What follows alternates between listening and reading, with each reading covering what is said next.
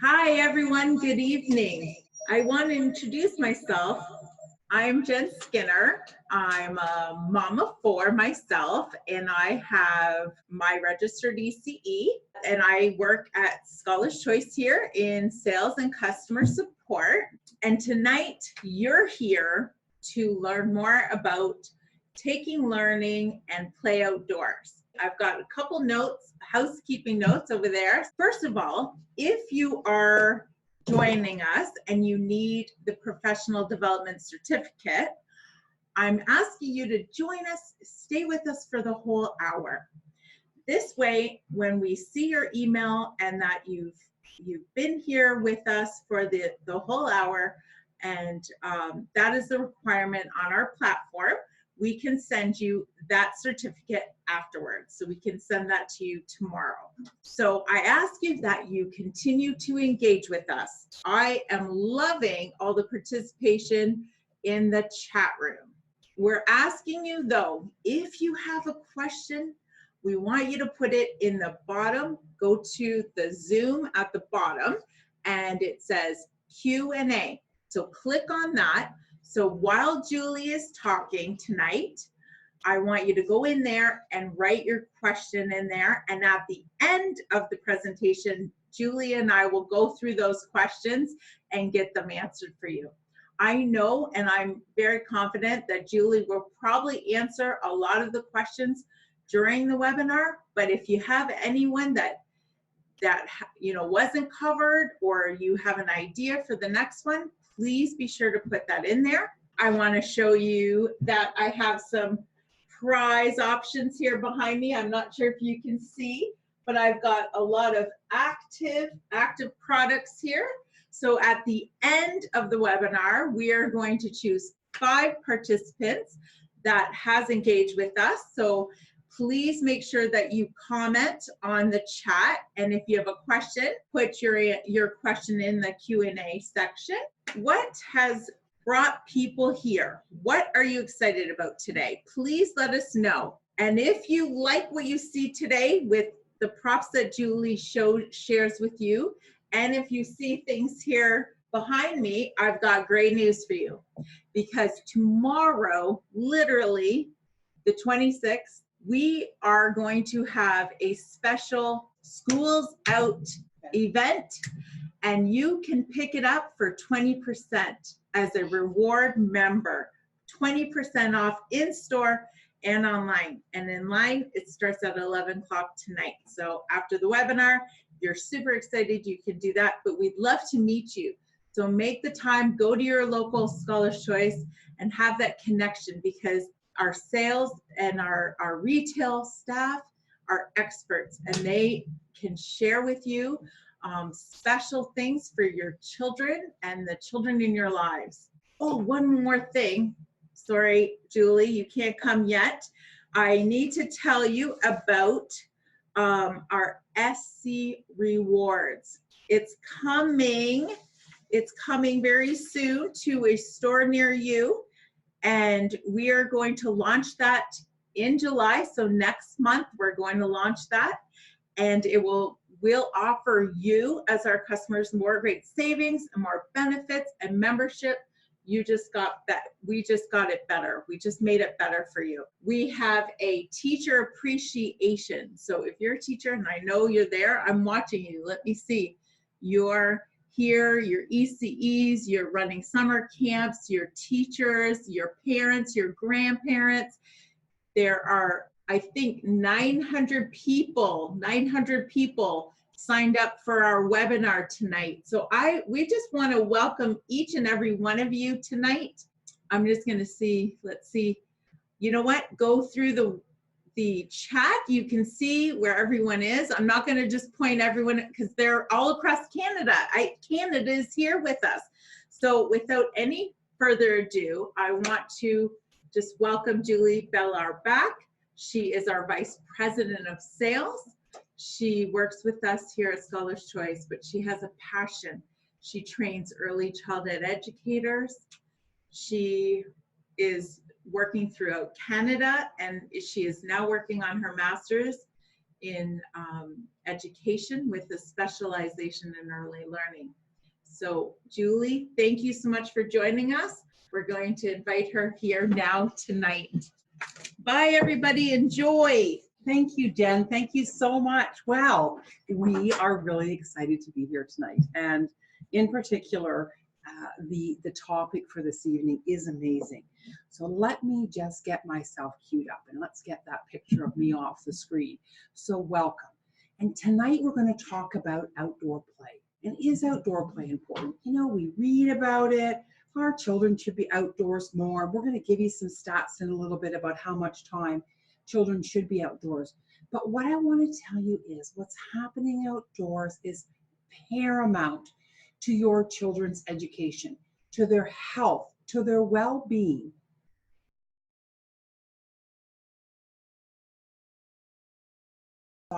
That they truly embrace discovery-based learning. So the playful learning approach. We've talked about this on a number of our webinars, but I really want to focus in on that.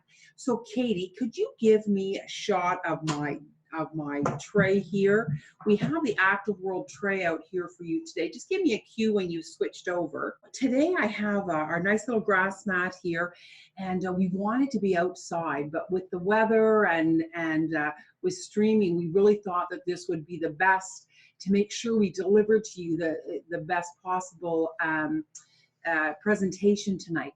So here is my outdoors, and a couple of things I want you to notice. One, there are a lot of pieces of activities here, because the first part of our playful learning approach, children need to self-direct their own learning. And what does that mean?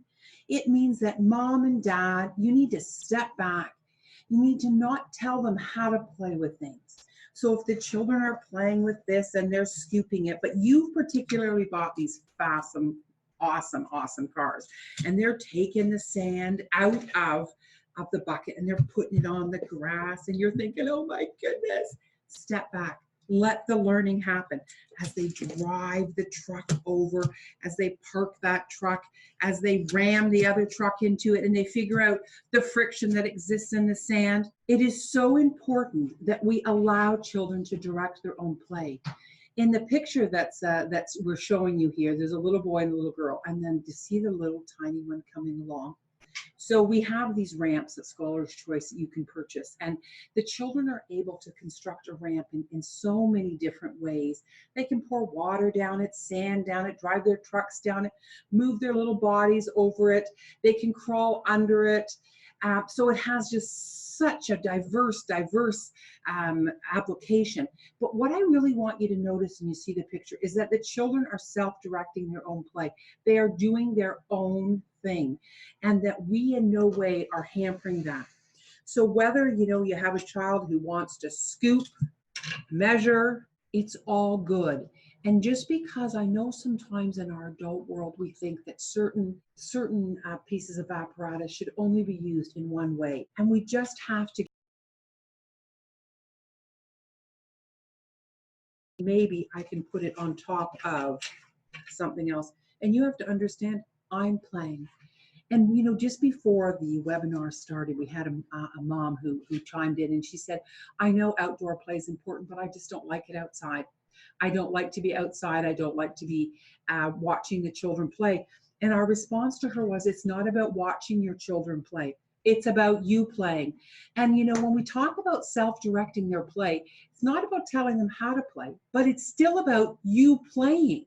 So they can be doing their own thing with the monster trucks, and you can be doing your own thing, building your, perhaps it's a little igloo, or perhaps I'm making an ice cream cone. But by playing yourself, you're involving yourself in the play without hampering the children, self-directing their own play and following their own interests. Children develop social skills through cooperative play. It's important that I highlight for you that it's cooperative play, not collaborative play, but cooperative play, meaning that children are out together. They're playing together. There's more than one of them. Now you can be a part of that cooperative play as long as you're not being too bossy. This is when children will call each other on appropriate behavior. They will say, no, you're being bossy, or it's my turn, or I want to go first. And another child will say, well, actually, you've gone first the last 3 times. It's my turn to go first. And it is through these experiences that children understand social skills, these social skills that will take them through their entire lives, their ability to be adaptable, to persevere, to understand and read people's emotions when they're playing with them. These are all so critical components of a healthy child. And if we don't expose children to this type of play, they don't develop these skills. And we see this. We see children having difficult times being when we're out and about with them. And I'm not talking about it's after 8 o'clock and a child's having a meltdown at the mall. They deserve to have a meltdown in the mall at 8 o'clock. Mom and dad, they need to be home in bed. Here's the reality of it. I'm not talking about those times. I'm talking about, you have a friend over and your child can't share any toys. You need to expose your children to other children, and not just at school, in different environments, in their home environment, perhaps at their grandma's environment, at their aunt and uncle's environments.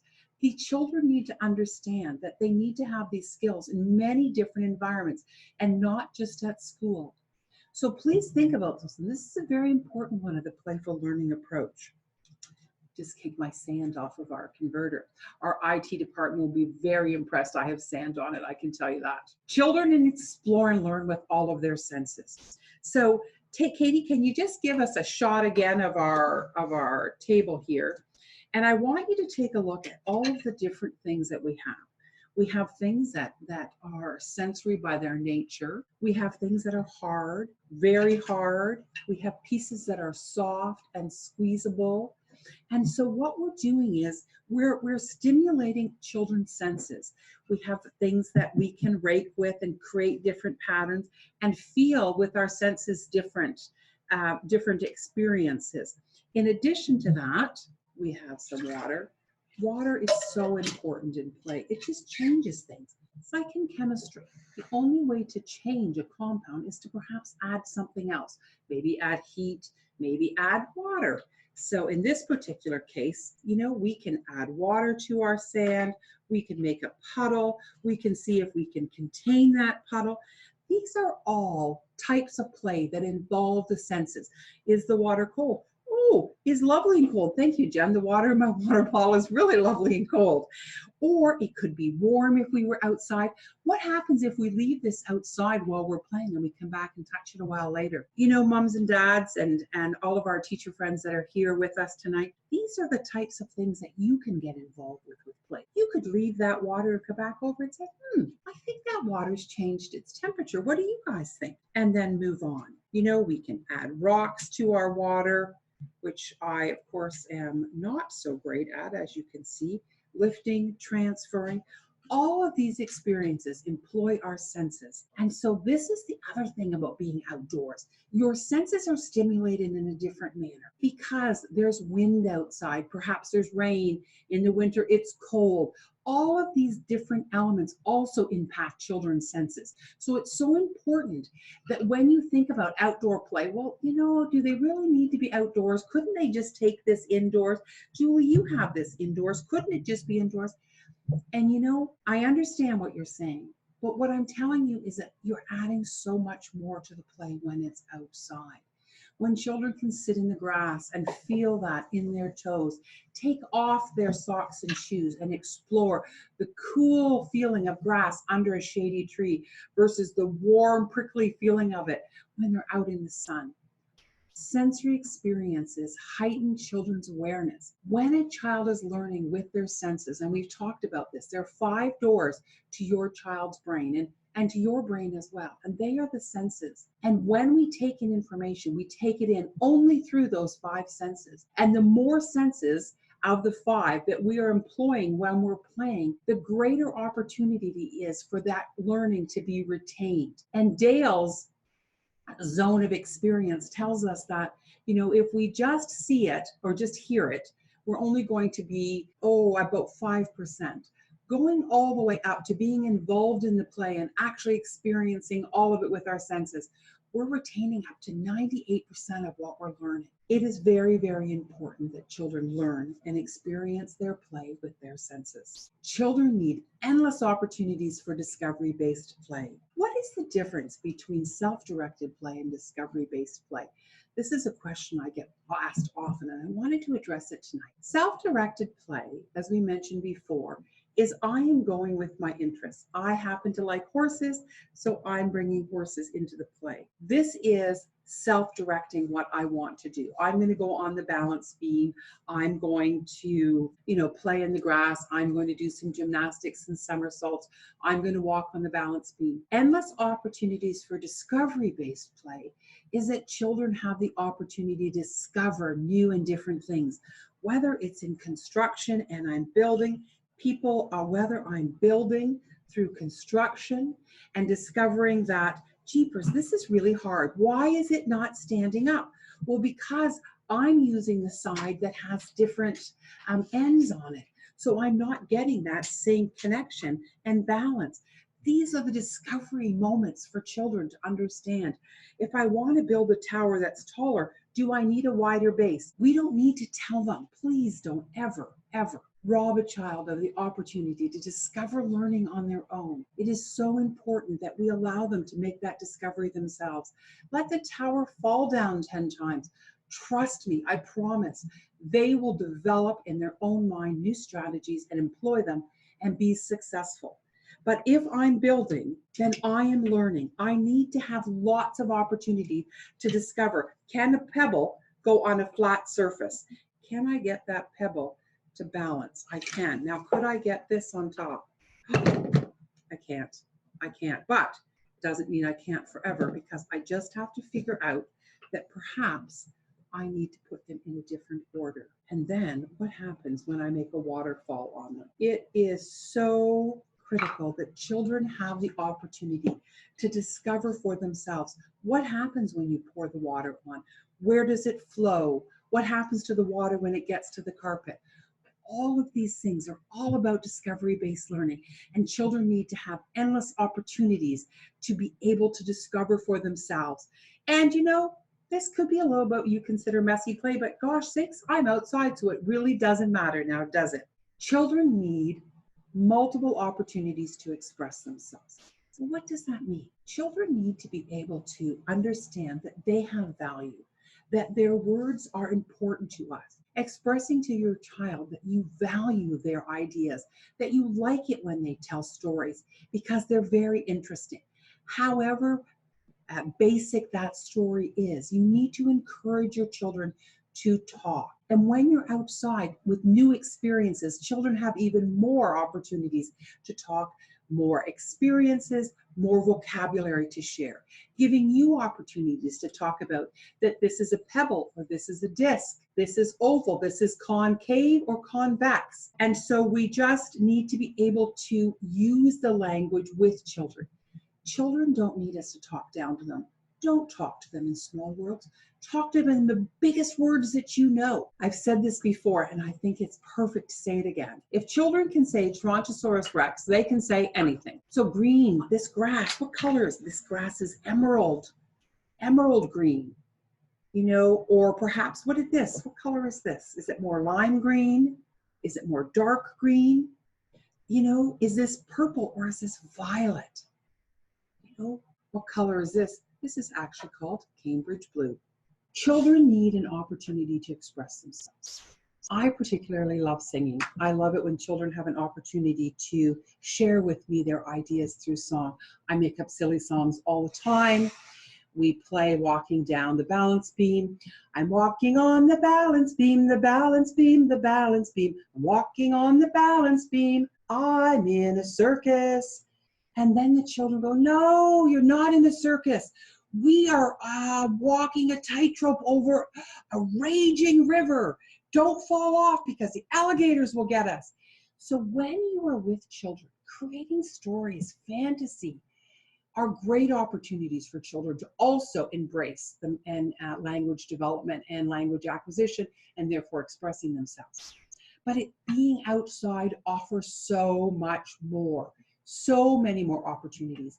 I took some children into a woods the other day, and we were just walking through the woods, and we found a door. So we opened the door, but before we opened the door, we found some sticks, and we said, "Abracadabra, magic door, take us to a new land, wherever it goes." And we opened the door, and we walked through, and we said it was a new land. And what were we going to see? And one of the children said, a dragon's coming, quick, run. So we ran back through the gate, and then we checked our back of our clothes to see if they were scorched by the dragon. To make a long story short, we told the story, we became friends with the dragon, he came over to our world, and we all lived happily ever after. But it was being outside and exploring through the woods, picking up sticks, having imagination that engulfs fantasy is so very, very important to children. So those are the 5 playful learning approaches. It's so critical for children to achieve their hopes and dreams in the world, is that they follow and that we implore the playful learning approach and make sure that in everyday life that children are exposed to these 5 steps.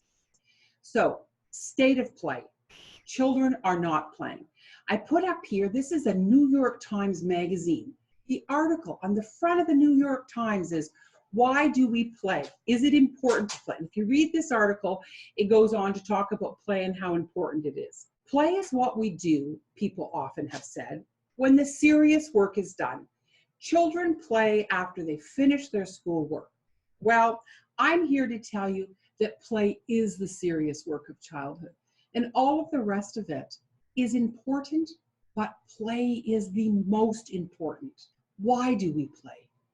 Why do we play as mammals? 3-dimensional play lights up our brain, and 3-dimensional play is any time we are playing in a 3D environment. Jumping, running, skipping, somersaults, all of this is 3D play. When we're picking up things, carrying them, working through schemas of how we learn as young children, carrying, toting, transferring, all of these things are 3-dimensional play. And when a child is playing in 3-dimensional play, they understand that the world has endless opportunities for them to discover, so their brain is on fire with learning. We know that suppressed play, so children that are actually not allowed to play, it actually changes who they become. And there are some really daunting, very frightening stats about suppressed play, that this is really not the place for us to be discussing them. But what I'm going to tell you is that it is very serious when children are removed from play. The brain is actually changed and develops differently. And I'm telling you, it's not a healthy brain that's developed. Children need to play. They need to build forts. They need to bring blankets outside. They need to create wonderful worlds. We don't cope with life the same if we haven't had a chance as a child to play. Play, what does play do for us? Play makes us brave. We're able to try things that otherwise we might not have had an opportunity to try, and it makes us brave. I'll share with you a scientific experiment.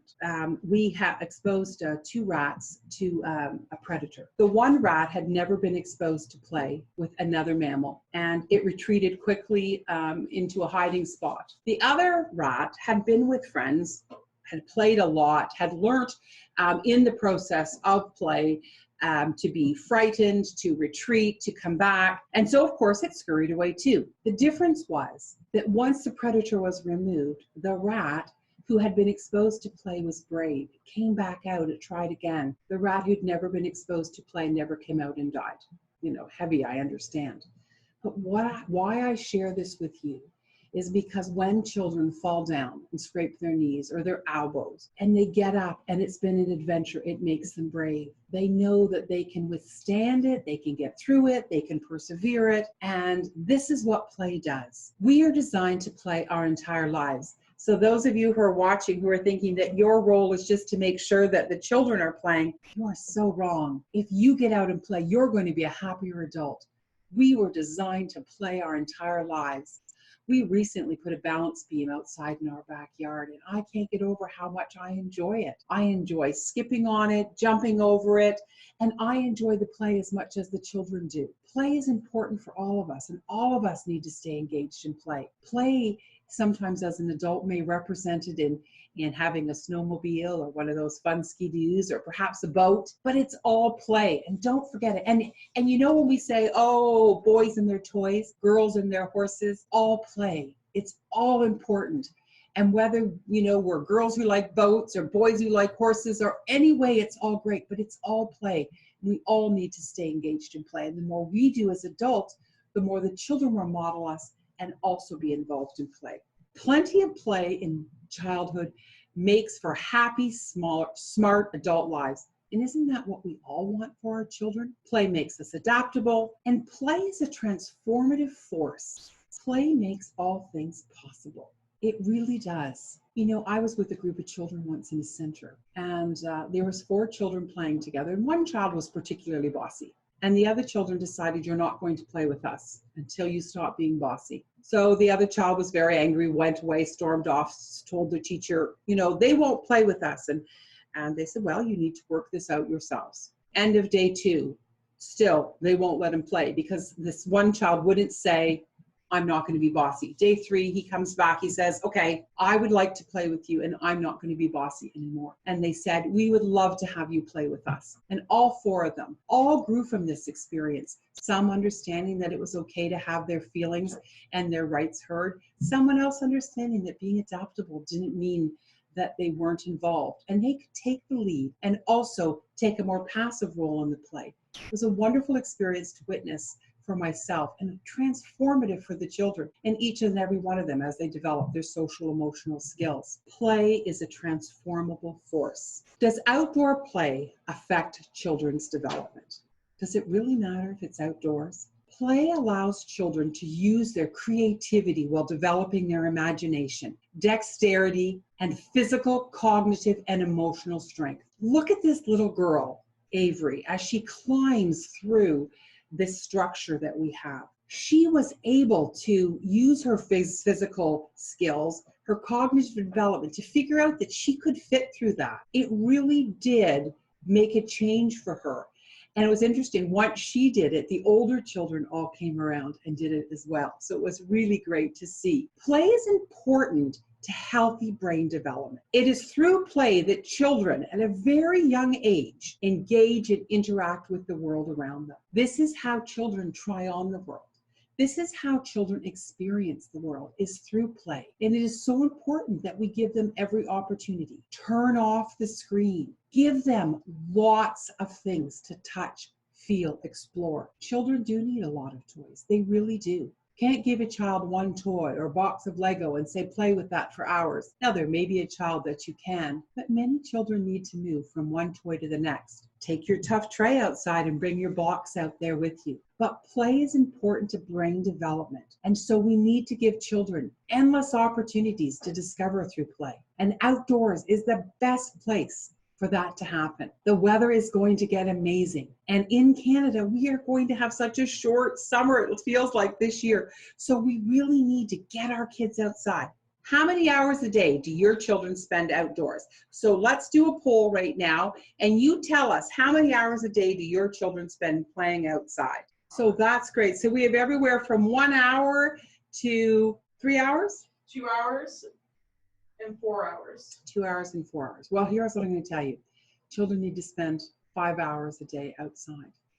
So sharing the pool. Thank you so much. Sorry about our technical difficulty there, but of course, our team rallied, and if we could just show me that one more time. And the polling results came out. So less than 1 hour a day is 7%. You know, it probably takes 30 minutes just to walk to and from the car with a toddler. So that is, you really need to work on that. 2 hours a day, 61%. Now I know that during school time, you know, perhaps you're not adding in recesses and morning play, but that's not a lot of time. And perhaps your child is on a bus and not walking to school. 4 hours a day, 32%. Congratulations, you're really on the mark. And this is what children need in order to be outside. If your child goes to a nursery, talk to them. Talk to your childcare providers and talk to them about how much time is being outside. At ScholarsChoice, we have a big initiative going on right now, really developing outdoor classrooms. If we want children outdoors for 5 hours a day, we need to have the quality learning going on. So we're working on that. But talk to your centers, making sure that your children are outside. And remember, a pair of wellies, a one-piece rain suit with a hood, your child is out in every kind of weather. And the exploration, can you imagine that happens when the rain is coming down? Because sometimes it's cold and sometimes it's warm. So what are the benefits of outdoor play? Let's talk a little bit more about those. Playing outdoors helps children to develop their learning abilities. It makes them creative, healthy, and well-being. And health being physical health, but well-being is really about their mental health and mental state. Social skills, independence, exploration. We want our children to be explorers. We want them to be brave and want to jump off that log.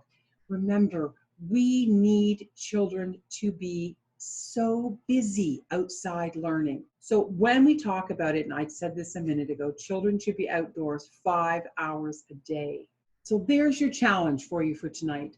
Think about how this summer you can have your children outdoors for 5 hours. This tray we're looking at here, we're going to change it up in a few minutes. And I'm just going to put something else in it. And I'm telling you, you put that outside, and I can guarantee you 2 hours of nonstop fun with any child outside.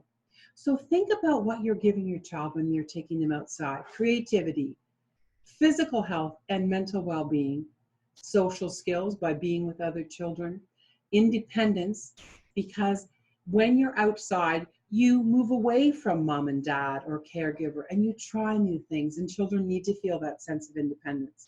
Walking on a balance beam. Initially in the picture here, you can see that Avery's having her hand supported as she walks, but she got braver and braver until she was doing it on her own.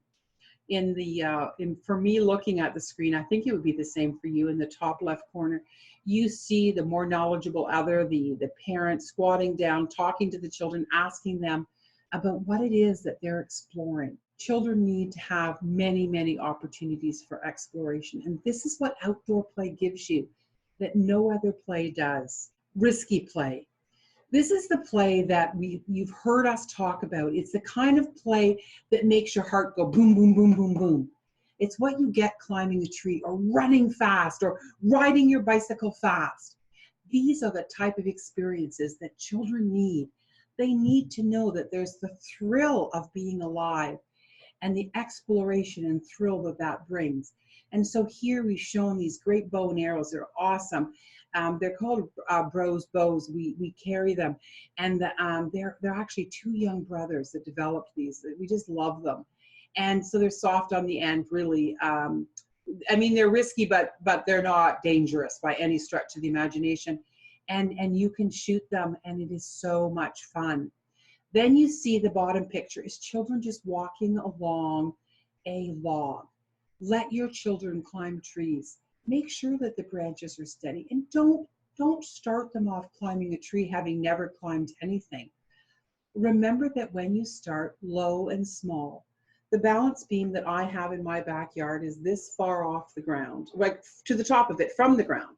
So, you know, it's probably that much off the ground, and then the beam itself. Start small so that children aren't at risk, but grow and develop that. Do you know that we actually have children who can't walk on grass because they've never been on uneven ground, and they fall down a lot because they're in cities or because they've just only ever played on cement? We need children to have undulated surfaces. We need children to be exploring and jumping. But remember, start it slow. You don't need to take them to a 40-foot cliff and have them look over the first time you've ever taken them to a height. Let them go down the slide. Let them go down the small slide. Let them go down the bigger slide. Encourage them to try out new heights. You know, don't be the parent who runs chronically at every move, because your child will feel that there is no confidence and quickly shy away from wanting to be outside. Risky play helps children develop social skills, creativity, and resilience. These are really the cornerstone of risky play. Through these activities, children exercise their ability to assess risk. And that's why I said start off small. Children need to understand risk. What is risky? Is this too much risk for me, or is this the right amount? They need to learn this in life. Not at 16 when they get behind the wheel of a car for the first time. So let's let them begin to assess risk when they're little, when the outcome and the danger of what can happen to them is so small. They learn what is safe and what is not safe. When they jump off of a rock that is 2 feet high, they learn that's safe. They might jump off of a bigger rock and think, oh, that was scary, or that hurt my feet. I didn't like that. And that's fine too. Don't push them outside of their boundaries. Don't make them feel uncomfortable. Let them assess their own risk. The skill, the social skill you're giving your child is invaluable to them, invaluable. Children need resilience and perseverance. Children need to fall off of their bicycle. Children need to understand that they can get back up on that bicycle and go again. Because as adults, how many times have we heard that scenario related to life? Get back on the bike and try again. Children need to try things and be unsuccessful and try again. You know, children don't learn to somersault their first attempt. They try and they try and they try. But it is in the accomplishment of that great success is felt, great pride, great accomplishment.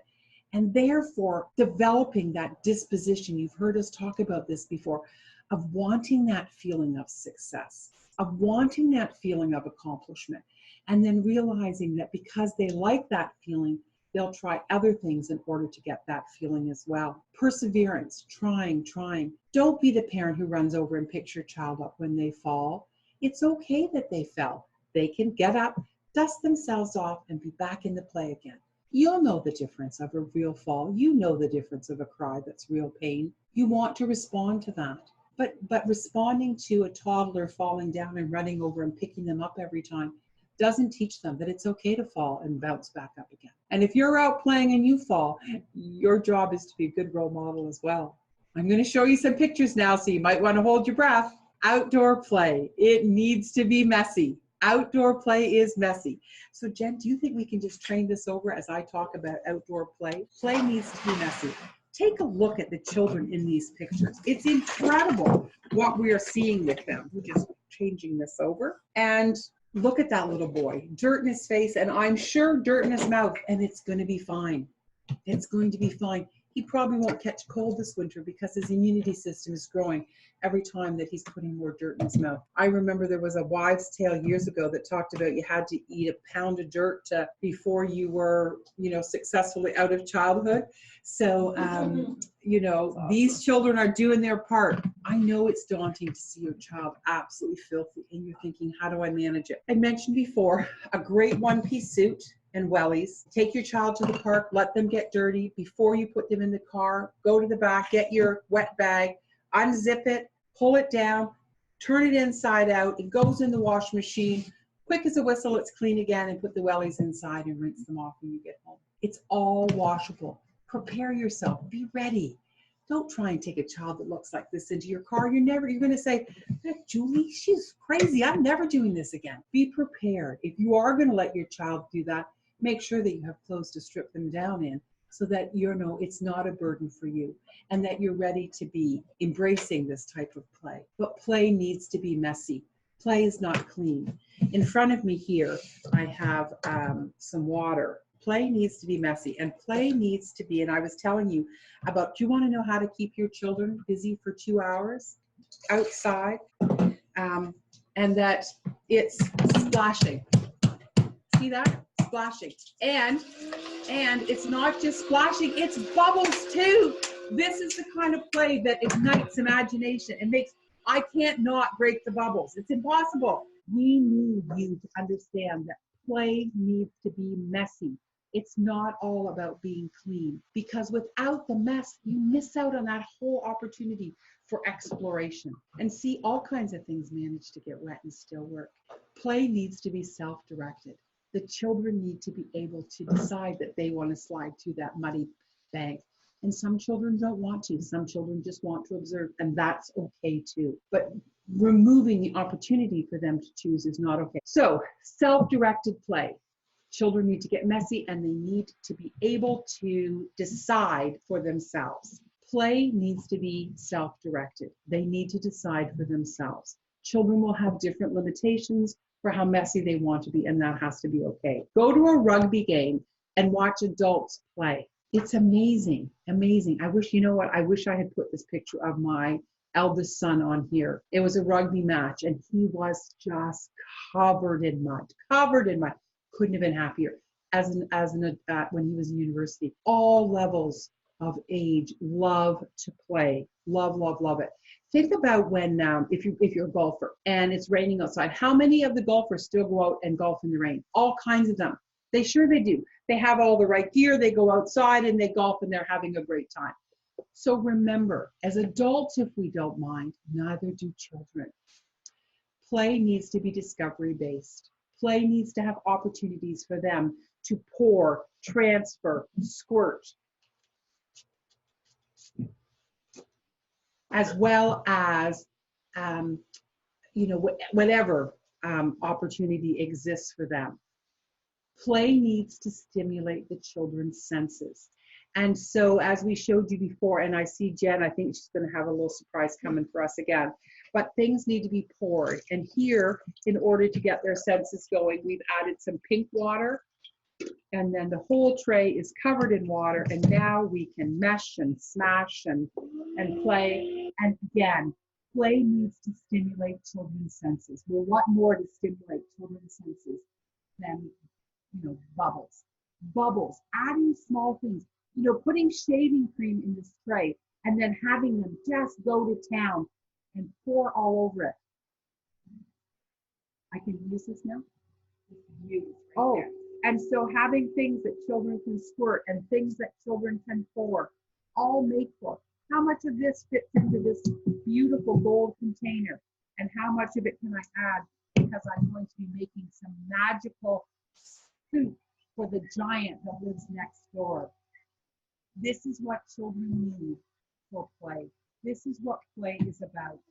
It's not about sitting down and being perfectly quiet with a construction toy. I love construction toys. There's a multitude of great experiences, but every play can't be the same. Play needs to stimulate children's senses. Play needs to offer children opportunities to express themselves.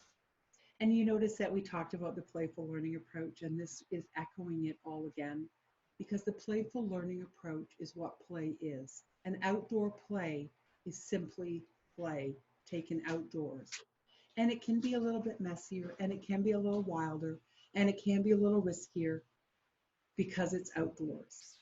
And children need to feel safe outdoors and know that they can accomplish great feats outdoors, whether it's opening a gate or jumping off of the top of their playhouse. I looked out the backyard the other day, and my grandson, Braden, and he is, he's 5, and he's in junior kindergarten. And we had this little playhouse, and he's now standing on the very top of it, and he's jumping down, totally successfully managing himself. We could have panicked. We could have said, oh, no, Braden, don't do that. That's too dangerous. But you know what? It wasn't too dangerous. He was fine. And he really felt proud of himself and successful that he was able to be so brave to do that. Play offers children the opportunity to develop cooperative skills. Can you hold my hand while I work on the balance beam? Maybe you need somebody else to crawl in the mud with you, and you've got to be polite and courteous to them to get them to come and get that dirty with you. Cooperative skills where all children work together. In order to build a mud fort and all those bricks, you need friends because it goes a lot faster. Friends are developed when children have social skills and they learn those through cooperative play. What does play look like outside? So we put some pictures together and you saw us, and I know it was quite animated tonight, but we wanted you to feel the excitement of play and the enthusiasm of play. But what does it look like? It looks like a child on a pogo stick. It looks like these scooters. We carry the most amazing scooters. They're called Blobber. I think there's one just behind me here. Wheels light up, and it's just fabulous. 2 of my grandchildren ride them to the school bus every day. The one gets on the school bus, folds up, mom carries it home. And the other one, who's 18 months, did I say 18 months? Yeah, because the scooter, like the pole, you can adjust it so it can go up and down, rides it back home. He feels like a big child because he's mirroring his sister. Being in a stroller he was feeling like a baby. And so we were able to capture that excitement and bravery for him by allowing him a scooter. And scooters are great fun. Check it out. Come on out and see us. As Jem was saying, we have a 20% off today, starting at midnight or 11 o'clock tonight, Eastern Standard Time, 20% off the entire website and store. Great, great opportunity to get some of these outdoor toys. Second of all, if you're struggling with any of those, give us a holler, 1-800-265-1095. We will be on live chat tomorrow and on the phones all day, the customer service center. They're amazing gals, and they'll help you with any of the selection of outdoor products that you see. But get your children things to do. Can't send them out in the backyard and wonder why they're back at the door in 5 minutes. They need to have activities. Go through your cupboards, get out things that they can pour and sort. And I've told you before, and you can see little Avery. Avery's sitting in the little black tray there. You can see Avery, as mom works with us in customer service, Rena. So if you call tomorrow, you can ask to speak to her. And Avery was afraid of the pool, their pool. She wouldn't even walk on the deck if it was wet. So her mom gave her this and she splashed in it. Now at least she can go to the deck when it's wet. But what a great opportunity. And so that little truck tray is $46.99. Best investment you will ever make for your children's outdoor learning is this little tray, because they can do a million things in it. And actually, if you go online and you look up under Instagram Tough Tray, there's hundreds of ideas to use them. We showed you the bubbles. And so the next poll is, will you encourage your children to play outside and get messy and discover? So chime in, let me know if we've given you bravery and we've helped you to get some courage to take your children outside and let them get messy, let them get wet. It's okay. It really is. It's going to make for happier children and a happier life for yourself. So we're just waiting for the polls to come in here. So will you encourage your children to play outside, get messy, and discover? Let us know. Perfect. Yes, 81%. Woohoo! And the answer, no, absolutely no one said that they will not. And 19% that they will encourage more play than they do now. So good for you. Great first start. And I know that you have to develop your confidence and in order to really get this going too. So good for you. Congratulations to both of you. So we're going to be getting into our questions just shortly. So there's 2 links here. We're going to be sending you the deck afterwards, but we take sleep play very seriously here at ScholarsChoice. As you can see, someday I should show you a picture of my office. Yeah, you wouldn't believe how many toys are in there. But the first one is The Nature of Things. It's an episode done by David Suzuki, and it talks about that we're mammals and that we play, and it shows you animals playing, and then it shows you the importance of play, and then it shows you children playing. So it's really a great watch. It really is. That thing is about 30 minutes. It's awesome. And then the next one is Stuart Brown, and he's considered the godfather or the grandfather of play. And here's a quote from him. Play is not just joyful and energizing. It's deeply involved with human development and intelligence. I'm just going to read that again for you. Play is not just joyful and energizing, which you could see from us it was, but it's deeply involved with human development and intelligence. And, you know, we all want for our children to achieve their hopes and dreams, which is our mission at ScholarsChoice. But it is through play that this will be accomplished. And so we want children to play. So come and visit us online. Visit us in our stores. Call us at customer service. We want to help you get your children out playing. And we are the best resource. Our toys are selected for that reason. I'm part of our buying team, along with the owners of ScholarsChoice, Scott and Cindy Webster, and amazing buyers, Patty and Sandra. One of them we call our smart buyer, one we call our fun buyer, because one predominantly buys toys and one predominantly buys educational material. But together we shop the world for products for you and for your children, products that really make a difference. And I really do believe 100% that we can make a difference in the lives of your children and ultimately in the lives of your family and their ultimate success in life. So come on out and visit us and really take Stuart Brown's comments that play deeply involved in human development and intelligence. And then there's a really nice little TED Talk there. It's about 20 minutes. I think Jen was saying she watched it. Actually, Sandra, our toy buyer, she watched it last night. She really thought it was great too. So I hope that you enjoyed our webinar. Just as we're starting to get our questions in, just getting those organized, I'm going to ask you to join us July 30th for our next webinar. And in this one, we're going to talk about what happens to children during the summer with summer slide, during the summer months, disadvantaged children treading water at best or even falling behind. What can you do at home?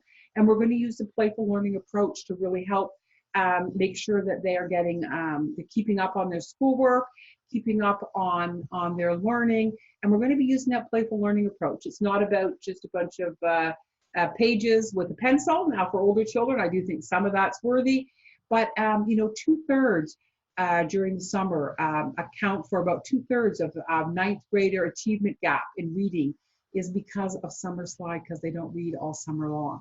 So we're going to talk about summer slide.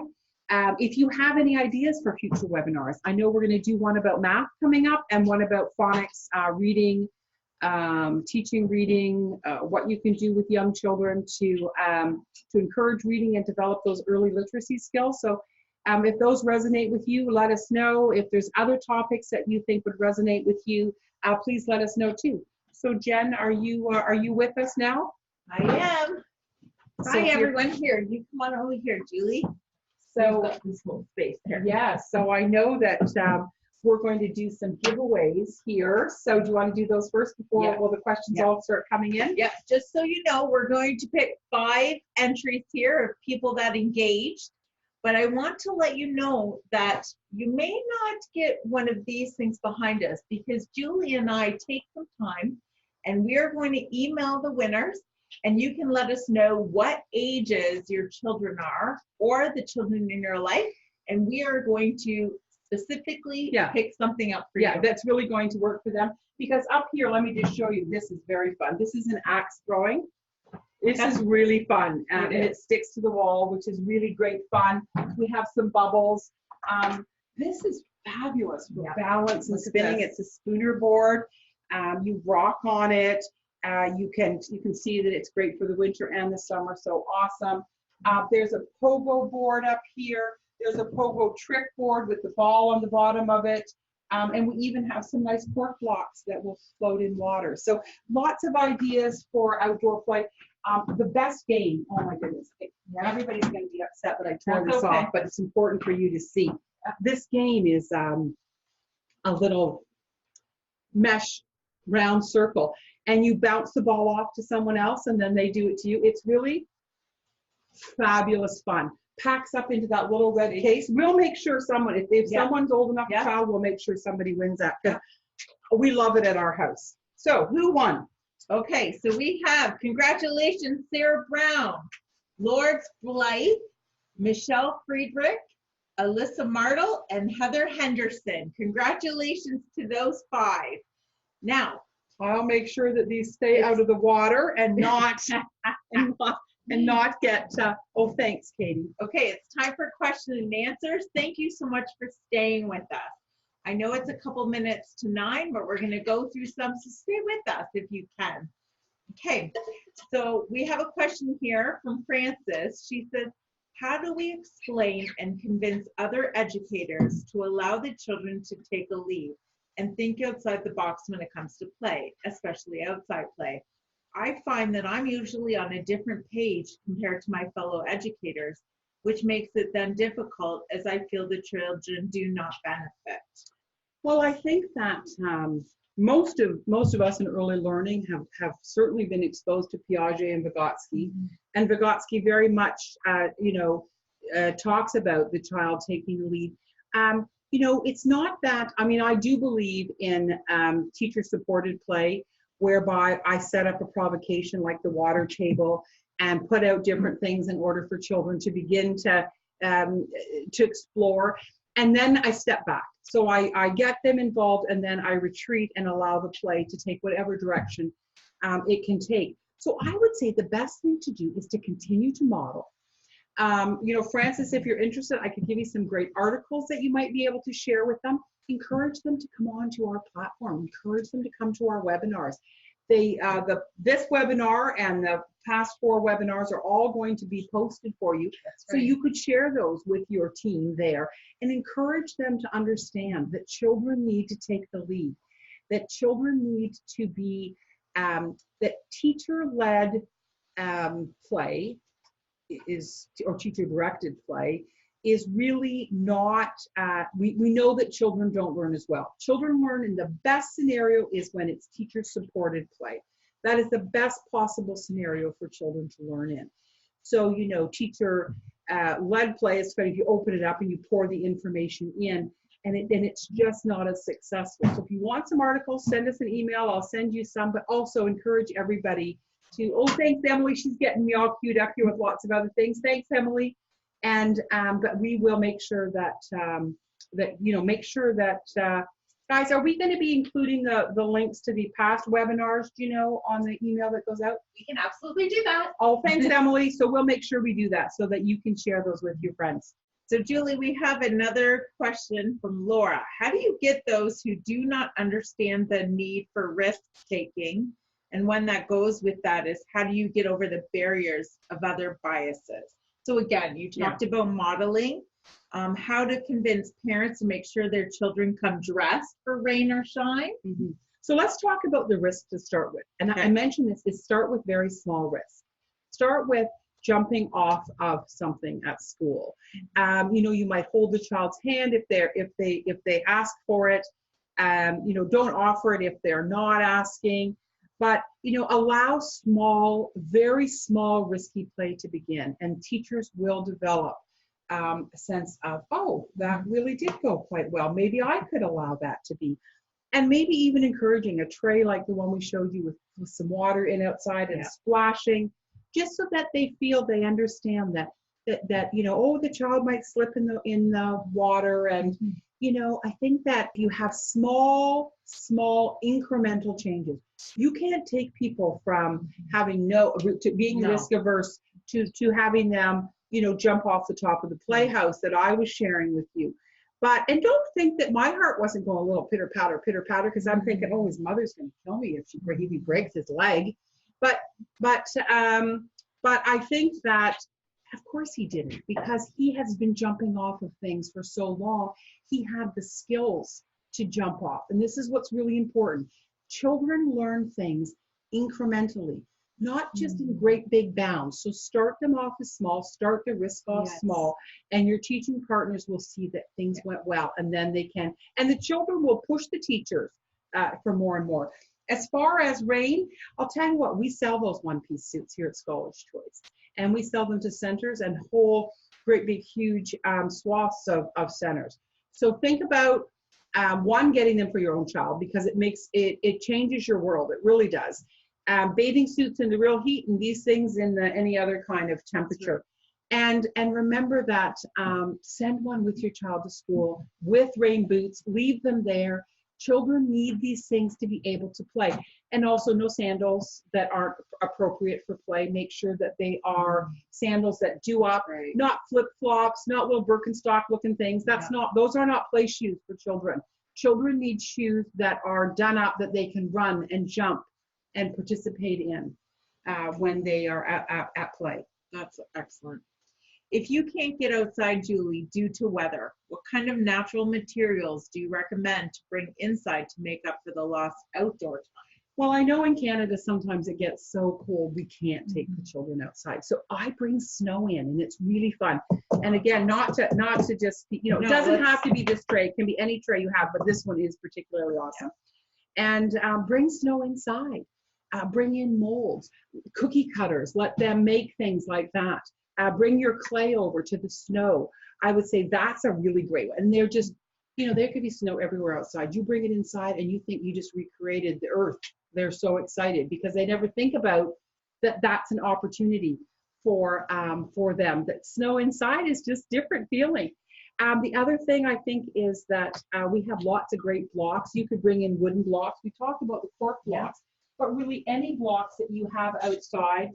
You saw earlier I had some wooden discs that were tree blocks. You could bring those inside. You could bring your tree stumps inside just for children to sit on. That really makes it feel comfy and like they're outside. You could even ask the people if they'll help you carry in the mud kitchen from outside and do some great work with that. You don't have to always put water in that. You can put other sensory materials in. And the other thing is if you've got the room, bring in the outdoor mud kitchen house and bring it inside and give them great big pieces of cloth to drape over it and make houses. So I think about what you have outside and bring it all in. Yeah, awesome. Okay, Kelly asks you, Julie, I'd like to know more about what 3D play is. Is there something your team could suggest reading about outdoor play? So 3D. Kelly, just send us a quick little email, and then we'll send you a link, and I'll send you a link to what 3D play is. I'll send you a couple articles that you can read. Okay? Sounds good. Okay. Our schoolyard is a big open space, not a lot of nature. How do I engage my student and instill a love for the outdoors? Well, Laura, I think that you need to ask your school for an outdoor classroom. I think that children need to learn outdoors. And I think that if enough teachers are interested in having an outdoor classroom, you can put it together. We at ScholarsChoice have an entire line for an outdoor classroom that we can give you. If you have any trees that it's great for them to get under. Jen just wrote down taking children for walks. I know that sometimes that can be a bit of a challenge because people aren't allowed to take the children off the schoolyard. But if you are, great idea, especially if there's a woods or something that you could take them to. That would engage them in the love of learning. Let them go look for tadpoles. Let them get some nets and search for butterflies.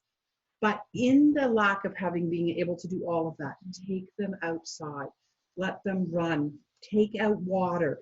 Take out this tray. Take out a bunch of different containers you have. Let them splash and play in water. That will be a huge amount of fun for them. You know, turn on a hose, fill up buckets. This will be fun. Children love.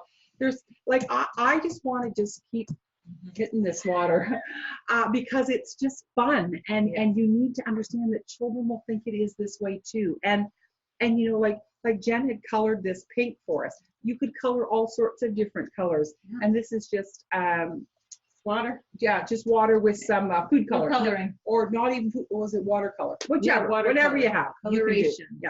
You can put different sparkles in it. You can put different glitter in it. That you could take these outside, just containers, and have the children make them all up. And then talk about what they could do to mix the concoctions together and what magical potions or what, and look at these. We didn't even talk about these, but look at these. You could, these potion bottles. Look at these. Beautiful. And then I could be the My next. favorite. I could be the next Oscar de la Renta or Dior making the most magical spot. Maybe you could get some herbs. And if you have an opportunity to do gardening, which we didn't really talk about it all tonight, but it is phenomenal gardening. Having children plant gardens, having them harvest the vegetables, having them be able to have it for lunch, but taking pieces of herbs, crushing them up in our mortar and pestle we had here, and then putting them into the water and making the most magnificent. You can just crush them up and experience the scent, and then putting them into your potions. And these don't take a lot, but that kind of play, children will love being outside. And also, I mentioned that great game, if you've got a little bit older children, the game that I said with the balls bouncing, basketballs outside, volleyballs outside, hockey nets outside, hockey sticks outside, all of these things. That axe throwing, oh my goodness, they think they just, and the scooter, having the scooter outside. It's not all about tricycles. We can try some different things, and I think all of those things would really, you know, engage children in outdoor play. Awesome. I was telling Julie about some of the centers that I've seen or schools in the city, and you're right. You don't have any nature. It's just all cement. So one idea that we saw in an article we were reading is to bring planners in and approach your board, approach a principal. See how open they are to put these mobile planters, so then you can try to bring those trees in, try to bring in that nature in. Even so tall grasses we were talking about earlier today, just getting planters. And we actually sell wooden planters. Like if your game, let us know. We do whole outdoor environments for centers. Beautiful. Yes. beautiful as well. Because children do need a lot Yeah. of activities to keep them busy. Yep, the grasses. What a beautiful, I'm so glad you said something. Because just watching that in the Oh. wind and seeing that, you know, Yeah. around that, it's easy. They're pretty hardy Well, plants. and if you could hide a fairy door in there and a little fairy See, and write little Okay. notes to your this fairy, is rich, oh, everybody. you are going to be engaging children. Will be That's wanting to right. go outside just to find out what the note was from the fairy the night before. That's it. Fantasy play is very important to children. Yes, yes. Okay, Julie Grant has asked, our center is renovating our playground. It means a lot of walks and things to do. I have done circle time outside, painting, chalking. Is there any other ideas I can do with limited space and walks? So we gave you a lot of ideas. Yes. So Julie, hopefully some of those ideas we had, but what walk is great. And Julie, if you need any help with that playground, let us know. We'd be happy to help you. Okay. And what about all this on a budget without spending a lot of money? Are there any other I solutions? think you should encourage your families to bring things in. Yeah. Water takes nothing. As I said, this Yes. tray is $46. A Yes, few of those goes a long way. That's a budget saving it's super. piece. You know, Economical. scooters, which I think are a great different kind of play. A lot of children don't have those at home. They're $100. We're not talking about a lot. I think these potion bottles are $10. You know, for one. Yeah. You know, or take a look, just what do you have in the kitchen at the center or at the school? You know, old pots and pans and ladles and scoops and spoons and all of these things give children so much fun and activity that you can, gosh sakes, I won't be wearing a scarf again. It's just driving me crazy. Okay, one that just came in said, what can we add to a playground to get messy play started? So I would say the first thing you need to add to playground is a mud kitchen. It's an opportunity. It's really an exploration of water and mud and a table and, you know, there's storage underneath and it really, really does start. We can send you some great videos on that as well. It's really a great place to start. Also this tray, the two of those pieces, I think outside would really give you a great start. Yeah. Watch the knocking on the table, cameras hitting. Oh, sorry. The picture of our title, Taking Play and Learning Outside, that has a picture of our new mud kitchen. So make sure you look at that and learn more about that for yourself. Excellent ideas. You know, we're going to wrap it up. It is 10 after 9. Thanks for joining us. Thanks for staying. And Sorry we went over time. That's okay. It was, Julie, what you say is so valuable. I just want to tell you, there's a billion different messages out there. Just to encourage you, we're going to answer your questions. So thank you for engaging. Yeah. I'm going to let you talk about this. Just before you jump off, tomorrow, if you happen to be in Toronto, join us at Bayview, which is our Leaside location at Bayview, just south of Eglinton. Emily will be there. She does our social media, Instagram. She's just adorable. And so follow us on social media. It's just excellent at Scholars Choice, social media at Scholars Choice. And we will have, she's going to have prizes there tomorrow and extra giveaways. So that's going to be lots of fun. So join us there. And so school's out event tomorrow, 20% off. Once again, starts tonight at 11 p.m., goes all the way through till Sunday morning at 9 a.m. Thursday morning at 9 a.m. Thursday morning. It's one day only, so make sure you get in on it. One day. We better let Jen tell you this because I'm getting it wrong. It's members only, so we want you to become a member, a rewards member. And why the store membership is so great is because we just constantly have this expertise. That's what we have here at Scholars Choice, is that. And we have fabulous products, the active roll tray, and all of the other things that Julie took that time to mention. We have more in our catalog, so like not just what's online. So let's just talk about our top 5 fave products that you might think about for outdoor play tomorrow. Let's hear them, Julie. The active world tray would be number 1 for me. Yes. Number 2 would be a scooter. Okay. Number 3, the Bose Bros. I think they're just fabulous. Yeah. The Zach throwing acts. It would really be topical. It's current. Kids will love it. The Spooner board is great fun for 3+. Don't forget bubbles. Must. Bubbles are a must for every type of play. And think about that game I was showing you too. It's really, it's called handball bounce game. It's really, really great fun. Here is the little piece on it. Those will be our 5 faves for tomorrow. So join us. You need to have products for your children to be able to celebrate and be outside. Absolutely. You can't just open the door and send them out in the grass and think they're going to be entertained. So hopefully you'll join us tomorrow for our Schools Out event starting tonight at 11 o'clock online Eastern Standard Time. Thank you very much. Good night. Good night, everyone.